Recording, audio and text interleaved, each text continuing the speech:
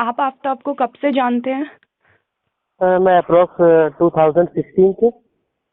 क्या रिश्ता है आपका आफ्ताब से? मतलब आप किस किस जरिए से उनको जानते हैं? आप उनके दोस्त हैं? आपने उनके साथ काम हाँ, किया? We are a good friend. अच्छा। हाँ जी, तो जस्ट हम लोग इस टाइम पे ना ग्राउंड पे मिले हुए थे। अच्छा। जनरली वॉकिंग पे आता था, बट हम लोगों की बहुत अच्छी फ्रेंडशिप थी। और इवन यहाँ तक कि अभी पिछले 3 से 4 महीने पहले तक हमारी बात हुई है तो है आपकी ना। लास्ट बात आफ्ताब से 3 से 4 महीने, आप महीना बता पाएंगे कब? हाँ, मोस्टली शायद अभी जुलाई में ही हुई है, जुलाई, लास्ट जुलाई तक हुई होगी। तो किस बारे में बात हुई थी आफ्ताब से? क्या कुछ पैसे मांगे लास्ट थे तो वही आपसे? टॉपिक, नहीं नहीं नहीं, डिमांड उसने पैसे की नहीं की थी। बस जी। वही सब प्रॉब्लम बता रहा था, बोल रहा था मतलब बाइक को लेके कि श्रद्धा गुम हो गई है करके। आप भी श्रद्धा को जानते थे? हाँ, मोस्टली उसके बारे में अप्रोक्स 100 तो नहीं, बट 90% सब कुछ मालूम है मुझे। क्या आप श्रद्धा से मिले भी थे?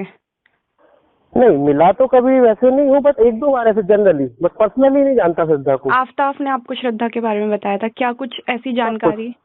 सब कुछ? हाँ हाँ, बहुत कुछ, सब कुछ मालूम है उसके बारे में। कुछ आप बता सके? हाँ, पूछिए किस मैटर में पूछना है। क्या मतलब क्या कैसा रिश्ता था आफ्ताब और श्रद्धा का? सिर्फ आफ्ताब और श्रद्धा का नहीं, आफ्ताब का हर उस लड़की के साथ रिलेशन था जो दिखने में मेच्योर और अच्छी हो थोड़ी बहुत भी।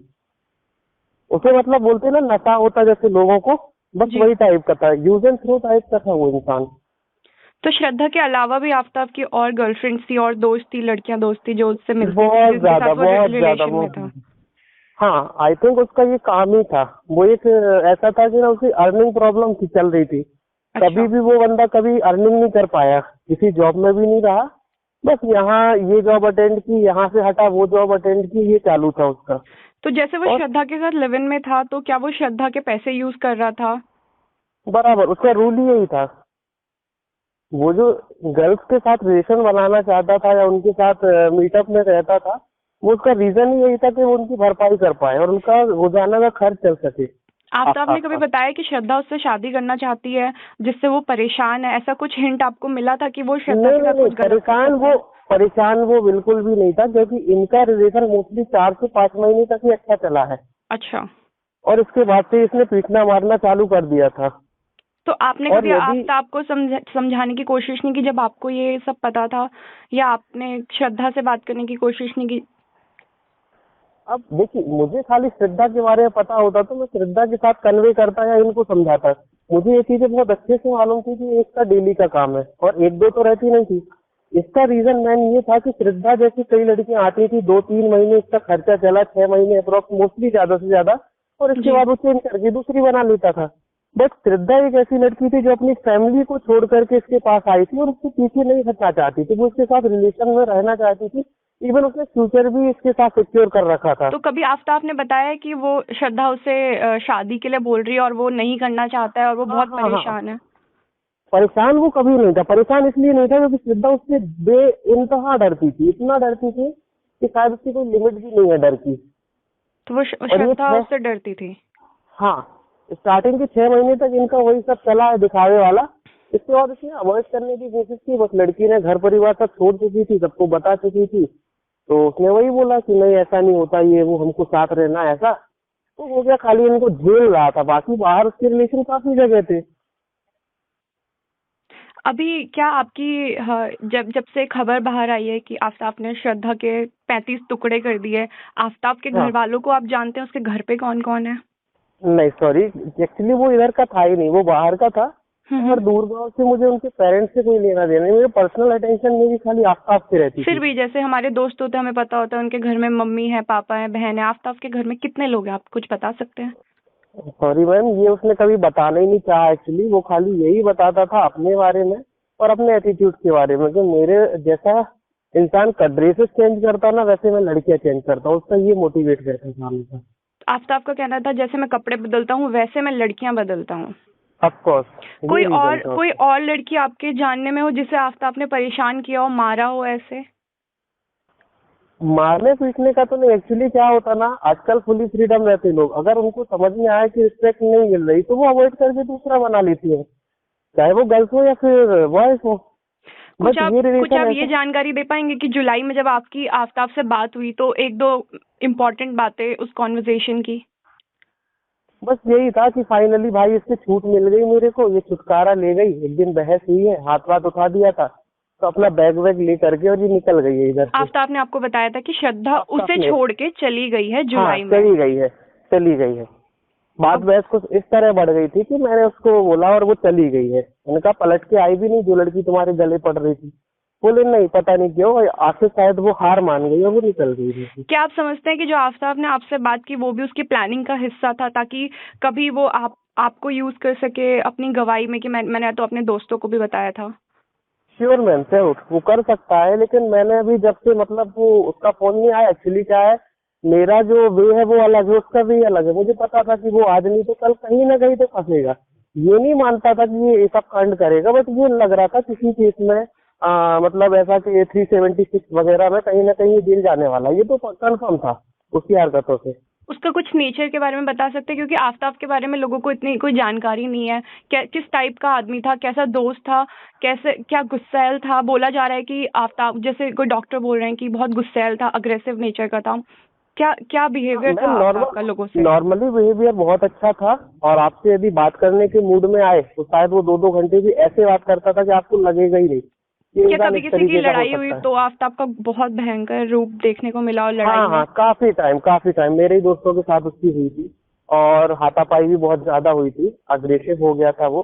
और मोस्टली ये तभी ऐसा होता था जब ये ड्रिंक करता था और ये चरस अफीम ये सब लेता था, है ना, तो इस वजह से वो अग्रेसिव हुआ, अदरवाइज वो नो इश्यू, बढ़िया है। और भाई ग्राउंड जीरो से हमारे दो सहयोगी हमारे साथ इस वक्त जुड़ रहे हैं। मुंबई से अंजलि हमारे साथ है और अखिलेश इस वक्त मैदानगढ़ी तालाब जहां पर लगातार जो है इन्वेस्टिगेशन चल रहा है वहां से जुड़ रहे हैं। पहले अंजलि मैं आपके पास आ रहा हूं क्योंकि लगातार कई खुलासे हो रहे हैं। उसके दोस्त ने भी जो है दावे किए हैं वो चौंकाने वाले हैं। आखिर उसका नेचर किस तरीके का था और किस तरीके की उसकी शख्सियत रही, इन तमाम चीजों का खुलासा अब यहां पर उसका दोस्त कर रहा है रिपब्लिक भारत से एक्सक्लूसिवली। और यही कुछ यहाँ पर देखिए पुलिस भी खंगालने में जुटी हुई है कि आखिर आफ्ताब का नेचर कैसा था और श्रद्धा जिसको कि वो घर लेकर आता था। अभी ये देखिए आपने बताया, हमारे सहयोगी ने बात की आफ्ताब के दोस्त से कि कैसा उसका बिहेवियर था सभी लड़कियों के प्रति, लेकिन जो सोसाइटी के लोग हैं जहाँ पर आफ्ताब का परिवार रहता था, ये देखिए यही डिटेक्शन सेंटर है। यहाँ पर अभी पुलिसकर्मी नहीं पहुंचे हुए, लेकिन थोड़ी ही देर में यहाँ पर दिल्ली और मुंबई दोनों जगह के पुलिस यहाँ पर अफसर पहुंचेंगे और लगातार फिर से पूछताछ का सिलसिला शुरू होगा।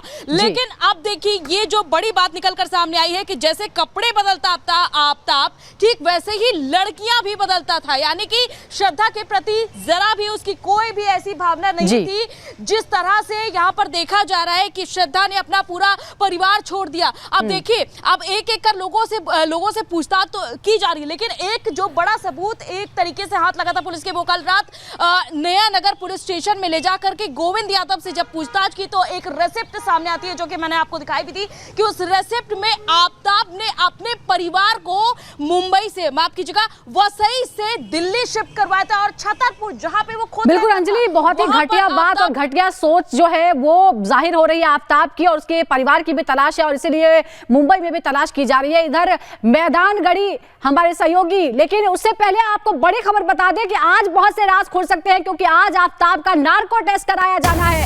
दिल्ली के अम्बेडकर अस्पताल में आज नार्को टेस्ट होगा, उससे कई सवाल जवाब किए जाएंगे। सबसे महत्वपूर्ण सवाल यह है कि क्या उसने अचानक की हत्या की थी या इसकी साजिश रची थी, मोटिव क्या था, क्या बात थी जिसकी वजह से उसने ये प्लान किया या अचानक ऐसा हो गया। इसके अलावा बहुत सी गुत्थियां हैं जो सुलझी नहीं है क्योंकि लगातार वो बयान बदल रहा है और कोर्ट से इजाजत मिल चुकी है, आफ्ताब का कंसेंट भी मिल चुका है और आज इस बारे में पूछताछ होने वाली है। और हमारे सहयोगी इस वक्त दिल्ली से हमारे साथ जुड़ गए हैं। मैदानगढ़ी का तालाब अब केंद्र में आ गया है। सबसे पहले आपसे समझना चाहेंगे अखिलेश, इस वक्त क्या चल रहा है, क्योंकि बताया जा रहा था कि पानी निकाला जा रहा है, शक है कि शायद श्रद्धा का सिर इस तालाब में है।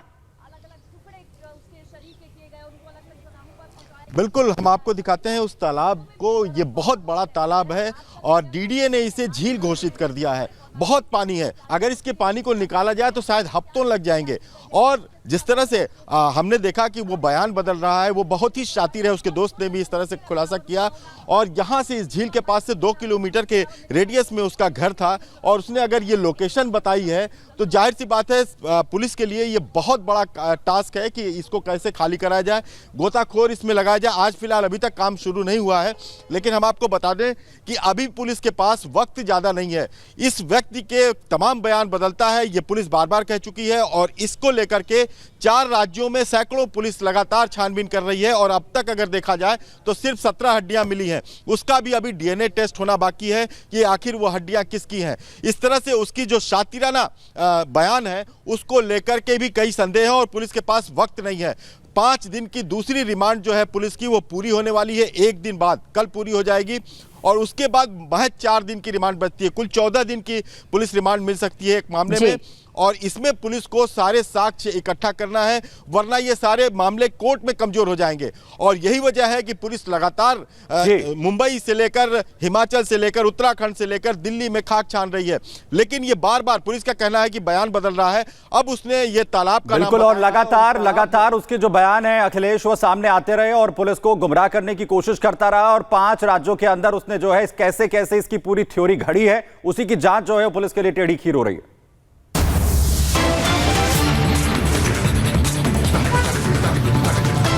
तो बिल्कुल आज होगा नार्को टेस्ट आफ्ताब का और नार्को टेस्ट में आफ्ताब उगलेगा पूरा सच। बने रहिए रिपब्लिक भारत के साथ, लगातार खबर का कवरेज जारी है।